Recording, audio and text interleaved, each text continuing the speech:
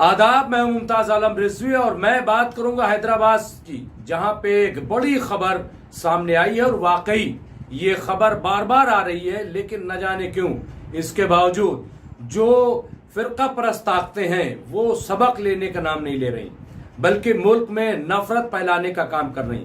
जी हाँ, हैदराबाद का मामला है और आज विजयदशमी है, यानी बुराई पर अच्छाई की जीत का पर्व। ऐसे मौके पर हम सबको मुबारकबाद देते हैं और यही हम कहेंगे कि हमेशा अच्छे रास्ते पर चलें और जो लोग बुरे हों उनके खिलाफ खड़े हों। यही हमें आज का जो त्योहार है, विजयदशमी है, दशहरा है, ये हमें सबक देता है। जी हाँ, तो अब हैदराबाद में देखिए कि क्या हुआ। हैदराबाद में एक दुर्गा जी की मूर्ति तोड़ी गई। जब वो खंड खंड की गई दुर्गा जी की मूर्ति, और ये हैदराबाद का वाकया है और ये तकरीबन जो पुलिस ने बताया है कि ये रात का वाकया है, जबकि 1 बजे से या 2 बजे से 5 बजे के बीच का वाकया है। वहां पर ये मूर्ति तोड़ी गई और जब सुबह टूटी हुई मूर्तियां मिली तो हंगामा मच गया। चारों तरफ जो है वो हाहाकार मच गया और ये कहा जाने लगा कि ये असदुद्दीन ओवैसी जो MIM के चीफ हैं, ये उनके चूंकि गढ़ में हो रहा है, उनके संसदीय क्षेत्र में हो रहा है, हैदराबाद में हो रहा है, तो जरूर ये कारनामा मुसलमानों का होगा और एक बड़ा निगेटिविटी फैलाने की कोशिश की गई और माहौल को खराब करने की कोशिश की गई। सोशल मीडिया पे तरह तरह के मैसेजेस चलाए जाने लगे और एक नफरत का माहौल बनाने की पूरी साजिश की गई। लेकिन वहां की चाक चौबंद पुलिस, क्योंकि जब ये वाकया पेश आया तो हैदराबाद की जो पुलिस थी तेलंगाना की, उसके पैरों के नीचे से जमीन निकल गई, क्योंकि दशहरा है, विजयदशमी है और ये वाकया अगर इस तरह का कोई वाकया सामने आता है तो वाकई वो जो है बहुत ही डरावना हो जाता है, खौफनाक हो जाता है, क्योंकि कुछ भी हो सकता है। तो ऐसे में वहां की पुलिस बाहर निकली, उसने जांच शुरू की और जांच जब शुरू की, और जाहिर है कि इस दौरान टीवी पर भी, हमारे मीडिया में भी ओवैसी पर हमले करने लगे। ओवैसी के साथ साथ जो मुस्लिम तबका है उस पर हमला किया जाने लगा। मैं यहां पार्टी की बात नहीं कर रहा हूं, मैं यहां MIM की बात नहीं कर रहा हूं, लेकिन ये माहौल जो बनाने की कोशिश की गई, मैं उसकी बात कर रहा हूं। आप देखिए कि किस तरह से टीवी पर चलाए जाने, बगैर किसी जांच के, बगैर किसी तहकीक के, बगैर किसी पड़ताल के शुरू हो गए कि साहब अगर मूर्ति टूटी है तो मुसलमानों ने ही तोड़ी होगी, एक खास फिरके ने ही तोड़ी होगी। लेकिन वहां की पुलिस ने वहां का जो शख्स था उसे गिरफ्तार किया और वो कृष्णय गौड़ नाम का शख्स था जिसने मूर्तियों को खंडित किया था, मूर्तियों को तोड़ा था। तो इस तरह की चीजें आप देखिए कि जब निकल कर सामने आती हैं तो वाकई बहुत ही चौंकाने वाली होती हैं। और ऐसे में वहां के पुलिस अफसरान ने बाकायदा प्रेस कॉन्फ्रेंस की और प्रेस कॉन्फ्रेंस करने के बाद उन्होंने ये कहा कि जो असल मुजरिम है वो पकड़ा गया है, लेकिन इस दौरान जो सोशल मीडिया पे जिस तरह से पोस्टें की जाती हैं उनसे इज्तनाब करना चाहिए, उनसे बचना चाहिए और बगैर तहकीक के, बगैर किसी सबूत के इस तरह की पोस्ट न करें कि माहौल को खराब हो। ये वहां की पुलिस ने कहा। और ये पहला वाकया नहीं है कि जब इस तरह की चीजें वहां पे आई हैं। इससे पहले देखिए कि हैदराबाद में ही बाकायदा एक तकरीब थी, जो वहां यात्रा निकाली जा रही थी, वहां पर नकाब ओढ़ करके एक गैर मुस्लिम लड़की वहां पे पहुंची अपने साथियों के साथ और माहौल को खराब करना चाहती थी, लेकिन वहां की पुलिस ने पकड़ा। इसके साथ ही मैं हैदराबाद या तेलंगाना की बात नहीं कर रहा हूं कि वहां कांग्रेस की सरकार है इसलिए वहां की पुलिस एक्टिव हुई, नहीं। यूपी में भी अगर हम देखते हैं, और कई बार कई चैनलों पे ये हमने कहा है, यूपी में आपको पता है कि अयोध्या के कश्मीरी मोहल्ले में 4 मस्जिदों में 8 नौजवान टोपी लगा करके बाकायदा मस्जिदों में जाते हैं और भड़काऊ पोस्टर लगाते हैं, वहां पे धार्मिक किताबें फाड़कर फेंकते हैं और उसके बाद वो चले आते हैं। जाहिर है कि माहौल खराब होता, क्योंकि 8 टोपी लगाए हुए लड़के, लेकिन जब उनकी खोज की गई, उन्हें पकड़ा गया, तो वो 8 लड़के जो है वो गैर मुस्लिम थे और उनके नाम थे महेश कुमार मिश्रा, प्रत्युष श्रीवास्तव, नितिन कुमार, दीपक कुमार गौड़, ब्रजेश पांडे, शत्रुघ्न प्रजापति और निर्मल पांडे।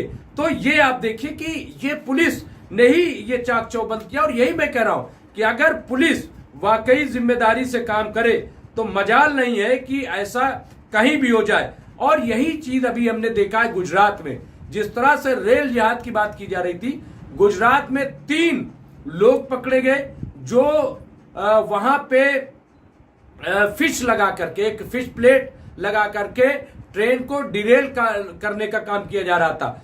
तो उन्हें वहां की पुलिस ने पकड़ा, और पकड़ने के बाद जब मालूम किया तो वो रेलवे के कर्मचारी थे और वो गैर मुस्लिम थे, मुस्लिम नहीं थे।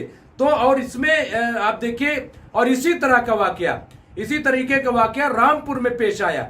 वहां पर भी डिरेल करने की ट्रेन को कोशिश की जा रही थी, और जब इनको पकड़ा गया तो इनमें संदीप चौहान उर्फ सन्नी और विजेंद्र उर्फ टिंकू, तो इस तरह के नौजवान जो है निकले। और इस तरह की कई मिसालें, कई घटनाएं मौजूद हैं। बुलंदशहर में पिछले साल 2023 में ऐसे ही वाकया आया था। 17 मंदिरों में मूर्तियां तोड़ी गई थी और 5 नौजवान थे, और जब उन्हें गिरफ्तार किया गया तो वो मुस्लिम नहीं थे बल्कि गैर मुस्लिम थे। तो आप देखिए कि अगर एडमिनिस्ट्रेशन चाहे और सरकार चाहे कि जो मुजरिम है वो पकड़ा जाए, तो इसमें दो राय नहीं, दूध का दूध पानी का पानी हो जाएगा। मैं हरगिज ये नहीं कहता कि मुसलमानों में सब अच्छे लोग हैं, कहीं कोई गलती नहीं करते, बहुत सीधे लोग, मैं बिल्कुल इसकी तायद नहीं करता, हरगिज ये बात नहीं कहता। लेकिन मैं ये जरूर कहता हूं कि जो क्रिमिनल लोग हैं वो किसी भी मजहब में हो सकते हैं, उनको किसी खास मजहब से जोड़ करके और खास मजहब के खिलाफ नफरत फैलाना। अब जैसे अभी हिमाचल प्रदेश में आप देखिए क्या चल रहा है, वहां पे कहा जा रहा है कि आप जो सब्जियां बेच रहे हैं, जो फल बेच रहे हैं, वो अपने प्लेट में लिखें कि हम सनातनी हिंदू हैं, सनातनी फल वाले हैं। ये क्या मजाक है? ये क्यों ऐसा किया जा रहा है? क्या इससे पहले कभी हुआ है? मैंने एक डिबेट में कहा, मैंने कहा जो खून दिया जाता है, आप बताइए क्या वो खून पूंछ करके चढ़ाया जाता है? क्या आप बताइए कि आप हिंदू हैं तो ये खून हिंदू का है, आप मुसलमान हैं तो ये मुसलमान का है? वहां पे सवाल आए, उन्होंने कहा कि थूक करके, मूत करके, और ये सब जो हो रहा है। मैंने कहा हो सकता है कि ऐसा हुआ हो, ऐसा किया जा रहा हो, लेकिन ये भी तो हो सकता है कि कोई साजिश हो, एक खास तबके को बदनाम करने के लिए किया जा रहा हो, और ये जानबूझ करके करवाया गया हो। क्योंकि आप देखिए जिस तरह से नारे लगवाए जाते हैं, पीट पीट करके, मार मार करके, वीडियो सामने आ रहे हैं, कई ऐसे वीडियोज आ रहे हैं।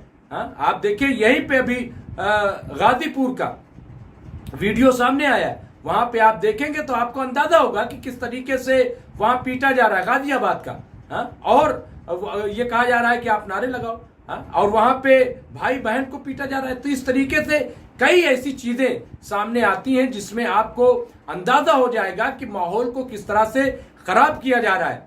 मैं फिर वही कहूंगा कि जो मुल्क के नौजवान हैं, जो पढ़े लिखे तालीम याफ्ता हैं, वो इन तमाम चीजों में बिल्कुल ना है। हमेशा किसी भी पोस्ट को पोस्ट करने से पहले, किसी चीज को वायरल करने से पहले आप जरूर उसको पढ़ें, उसकी तहकीक करें, जांच करें। क्योंकि अगर आप समाज में निगेटिविटी फैलाएंगे, अगर आप समाज में नफरत फैलाएंगे, तो उसी नफरत के शिकार आप भी हो जाएंगे, उसी नफरत का शिकार हम भी हो जाएंगे। इसलिए क्या अच्छा है कि रास्ता अच्छा बनाया जाए। देखिए याद रखिए कि जब आप अच्छा रास्ता बनाएंगे तभी तो अच्छा रास्ता मिलेगा। अगर आप रास्ते में कांटे बिछाएंगे तो हो सकता है वो कांटा कल के आपको चुभ जाए, आपको न सही आपके किसी आदमी को चुभ जाए। तो इसलिए अच्छा रास्ता बनाइए, जो मुल्क के असल इशू हैं उन इश्यूज को उठाइए। और मैं कहूंगा हैदराबाद की पुलिस, इससे पहले भी उसने चाक चौबंद दिखाया और जिस तरीके से माहौल को खराब होने से बचाया, इस बार भी हैदराबाद की पुलिस बहुत एक्टिव नजर आई। यूपी में भी कई ऐसे मामलात हुए हैं जिसके लिए मैं बबांगे दोहल जो है ये बात टीवी पे भी कह चुका हूं कि योगी जी की जो पुलिस है वो वाकई उसको सलूट करने को दिल कर रहा है कि वो ऐसा कारनामा, हो सकता है कई बार मिस हो जाता हो, असल मुजरिम न पकड़े जाते हो, या कोई दबाव रहता हो, पॉलिटिकल दबाव रहता है, लेकिन खुदा के लिए इसको एक सही सिमत दीजिए। और मैं कह रहा हूं देश में एक अच्छा माहौल बनाने की कोशिश कीजिए। आज आप देखिए कि नौजवान परेशान है क्योंकि बेरोजगारी है, आम इंसान परेशान है क्योंकि महंगाई है। आप देखिए कि किस तरह से सरकारें परेशान है क्योंकि पैसे की कमी होती जा रही है। आप देखिए फिलिस्तीन में, इजराइल में जंग चल रही, उधर यूक्रेन रूस में जंग चल रही है, तीसरे वर्ल्ड वार, तीसरे विश्व युद्ध का खतरा जो है वो मंडरा रहा है। और ऐसे में हम अपने इस तरीके के कामों में लगे, बहुत ही पॉजिटिव होकर के सोचने की जरूरत है। उम्मीद करता हूं कि आप भी एडमिनिस्ट्रेशन को सही जानकारी देंगे ताकि सही लोग गिरफ्त में आए। बहुत बहुत शुक्रिया।